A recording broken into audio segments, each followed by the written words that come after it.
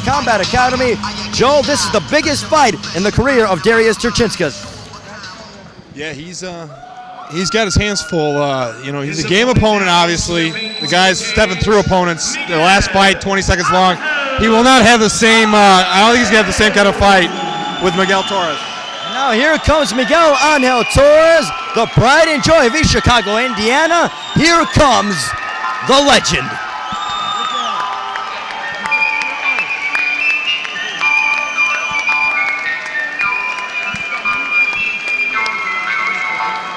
Miguel Torres very stoic-like in his walk. The Wild West, he is here to fight. He has an incredible record of 43 wins, 1 loss, hometown East Chicago, Indiana. Trains out of Torres Martial Arts. Last fight, February 10th, where he beat Charles Wilson by way of triangle choke in the 3rd round. Has not been beaten in 4 years, only has 1 defeat. This is an IMAC Attack debut. He actually got his brown belt in Brazilian Jiu-Jitsu a few months ago, and his girlfriend is expecting a child. He is in great condition, a phenomenal athlete. Joe, Miguel Torres is a virtuoso regarding Brazilian Jiu-Jitsu and Muay Thai. I feel sorry for anyone who has to step in the ring and compete in mixed martial arts against Miguel Torres. It's a fact. The guy is an animal. I think there are heavyweights that are afraid of him, professional heavyweights that are afraid of him. The guy is unbelievable. 2 wins and no losses. Representing the world-renowned Hackney's Fighting Academy, from Roselle, Illinois, this is Darius Turcinskas. Darius Turcinskas getting a round of applause. His opponent standing to my left in the sparkly twins trunks, at 5 feet 10 inches tall, weighing at 140 pounds, with a mixed martial art record of 17 wins and 1 loss, representing Torres Martial Art Academy of East Chicago, Indiana.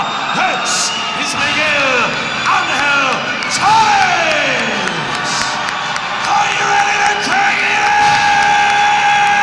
Listen to the ovation from Miguel Angel Torres. Joe, this place is electric. I expect nothing less. Honestly, he's the guy who packs the seats. He does, and you heard it right there. This is who everybody came to see. IMAC Attack 2, the main event, scheduled for 3 5-minute rounds in the featherweight division. Miguel Torres in the red corner, wearing the silver trunks with the fire trim. Darius Turcinskas in the blue corner, wearing the red trunks with the black trim.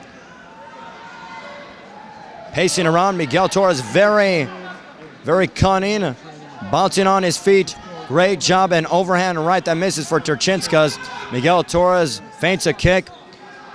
Miguel Torres has a great record of 43 wins, 1 loss. Inside kick, Miguel Torres answers, gets rocked, and on the back. He caught him a little bit, did Turcinskas. Explosive power, as we mentioned before this broadcast started, Joe. Yeah, you know, it's one of those things. Miguel is known to go to the ground, man. He's always ready to go to the ground. Miguel Torres took a couple of roundhouse kicks, but he's going for the takedown now. Turcinskas and Torres fighting at a furious pace. Miguel Torres grabbing onto a leg, trying to take down Darius Turcinskas. Does he have him? He's riding him down, and he gets in his guard, and this is Miguel Torres' world, Joe. That is Miguel Torres. He caught him with a couple kicks. He really did. Beyond that, though, forget about it. Miguel's gonna finish the fight right here. He's got him in an armbar. It may be over. He's stretching it out. And now he ends up on his back again, does Miguel Torres. Miguel Torres has submitted many of fighters time and time again from his guard.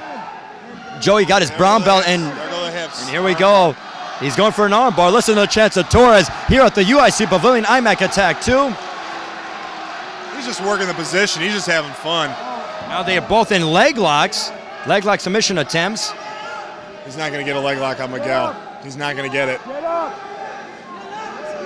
We saw Nanku try to put a leg lock on Torres, and it just didn't, you're not going to get it on him. And Nanku was a black belt in Brazilian Jiu-Jitsu, something that Darius Turcinskas, I know, is not. Training out of Hackney's Combat Academy, but Miguel Torres now lands up in the guard and now passes the guard of Darius Turcinskas, and now he's inside mount. Yeah, it's going to be over very shortly. Torres, once he's in this position, forget it. You're not going to be able to do anything. Miguel is too well versed in jiu-jitsu. He's just too well versed. He's going to get him in a crucifix. He's going to pound the crap out of him. And that's exactly what he's doing right now to Darius Turcinskas. Turcinskas He's going to trap that arm behind his head. He's in unfamiliar territory. He's gonna finish him. Darius Turcinskas in a position that he does not want to be in, especially against Miguel Torres. As Torres holding his own, from a bad position, he's doing well defending. He really is. And a knee to the side of the body, to the rib cage by Miguel Torres. And Miguel Torres just dominating Turcinskas as Turcinskas Miguel Torres trying to neutralize the arm and has him in a crucifix, but now Miguel Torres just rising up in the side mount position. Joe, what is Miguel Torres trying to do at this moment? He's just maintaining control, side control. He's looking for any opening he can to get control of the arms. Either there, rain down punches or submit him. I mean, there's not much to... and a knee to the rib cage that clearly took some of the breath out of Darius Turcinskas. Turcinskas got a butterfly guard, but Torres is just going to open butterfly. Yeah, he's just going to tee off on him until he's soft enough to move in for a submission. Miguel Torres again, prototypical rights and overhand right. Miguel Torres trying to deliver some shots from the top. Landed. Careful not to get sloppy here, Torres. Has got to be careful not to get sloppy. And Miguel Torres in half guard. Listen to the chance of Torres here at the UIC Pavilion. IMAC Attack to the main event. Miguel Torres rising up, trying to stand in and rights and lefts. And now he's trying to go. Turcinskas goes for a heel hook. Miguel Torres so slippery and gets out of it quickly. You're never going to get. You're not going to submit Miguel with a leg lock. You're not going to do it. Miguel Torres trying to go for an arm bar, and now has his legs high, and he's going for that arm bar once again. He's playing with him. He's gonna put him in 100 different positions. They both stand up. Darius Turcinskas wearing the red trunks. Miguel Torres wearing the silver. 1 minute to go in this first round. And a knee inside of the body. Miguel Torres, 2 knees, and Turcinskas just throws him to the ground. And Torres takes it as a show of gamesmanship, gets up, and in a left and drops net. Turcinskas, he drops him. And what a right hand by Miguel Torres. And now has side control once again. Oh, it's over now. He's got him mounted. Yep, they're going to move him back to the center of the ring. And the fans 30 seconds. Can Darius Turcinskas hold on? Miguel Torres in full mount. All he has to do is rise up, and he will finish this fight in round 1.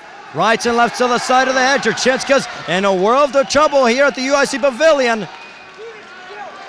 You rarely see Miguel take his time like this with the punching. He has him in a triangle choke. Will Turcinskas tap? He has him in a triangle choke. Will Turcinskas be able to last the remainder of this first round? Time is ticking, and Turcinskas survives round 1. Yeah, Torres, I think Miguel's a little bit pissed off from the first strikes he took in that beginning of that round, and he's going to monkey with him until he submits him. He's not even tired. He's not even breathing hard. Torres is used to sparring 6 or 7 rounds without a break. Turcinskas seems that he's been in a war as he was caught in a couple of awkward situations. You're going to get tired of me saying this, but he is the Lance Armstrong of mixed martial arts. Armando Reyna in his corner, instructing to him. Also, Gene Calderon is his kickboxing coach. He has some good coaches in his corner instructing him exactly what to do. And one thing about Miguel Torres, as he thinks 2 or 3 steps ahead of his opponent, he's always thinking inside that squared circle. Yeah, I'm impressed with Turcinskas, though. He's managed to fight out some pretty good submission attempts. Turcinskas very young, 22 years old. Even if he loses this fight, Joe, the sky's the limit for Darius Turcinskas. He's able to hold his own against Miguel Torres. The second round scheduled for 3 in this featherweight matchup. The main event here on IMAC Attack 2 from the UIC Pavilion. Turcinskas looking for that opening to try to land an explosive overhand right. That is the most powerful punch in Turcinskas' arsenal. He did something real stupid. He turned his back on Miguel. Overhand right, but Miguel took it and kept coming forward, going for a takedown, and now pulls guard as Turcinskas is in Miguel Torres' half guard. Miguel's going to slip around his back there. Watch this. Over onto his back, it's over. As you mentioned, Joe, he got out of it. And he's going to step over. Has his back. That's it. It's going to be very hard for Turcinskas to defend this. Very hard. Torres has the rear naked choke in place. I've never seen Miguel not finish this. It's over. It may be only a matter of time before Turcinskas begins to tap, and it is over. It is all over. as the Torres fans that have come here from across the state of Indiana and across Illinois and all over the Midwest come away and see their hero, Miguel Torres, have a victory. What a win for Miguel Angel Torres. Once again, Joe, a victory for Miguel Angel, the pride and joy of East Chicago, Indiana, Torres. Turcinskas put up a hell of a fight, man. I mean, it's you're fighting against a world-class athlete like that. It's very hard to even get through a first round. Unbelievable. Hackney's trained some great fighters, but you just can't compete with Torres. You can't do it. What an ovation for Miguel Torres. Joe, the sky's the limit. Where does Miguel Torres go from here after this virtuoso-like performance once again? Pride, UFC. When are they going to open a featherweight division? When that happens, that's where Miguel Torres is headed. Your winner in 57 seconds of round number 2. Tap out by rear naked choke. Representing Torres Martial Art Academy, Miguel Angel Torres! What a display here at IMAC Attack 2. Joe, this is truly a spectacle. Yeah, it's incredible. Good fight. It was just a really excellent fight, probably the best fight of the night. Torres looked like he was in trouble about 3 or 4 times, and you just watched his determination pull him out of it every single time. Miguel Torres will improve to 44-1. Joe, again, this fight ended in typical Miguel Torres fashion. The rear naked choke. He's so well versed in Brazilian Jiu-Jitsu. Some people even say that he should be a black belt in Brazilian Jiu-Jitsu. He's only a brown belt currently. Yeah, it's all a matter of perspective, but Miguel has been doing this. I mean, this is his life. The guy's only 25 years old. He's on a tear. It's never going to stop, man. As long as this guy's fighting, it's going to be like this every time. Look at that. He took some shots, too. I mean, Miguel really looked like he was in trouble there for a minute, but it never lasts. It never lasts. So we're going to try to get a word with Miguel Angel Torres to figure out and find out his thoughts on the victory. You are watching IMAC Attack 2 here on ECTV Sports. Miguel Angel Torres!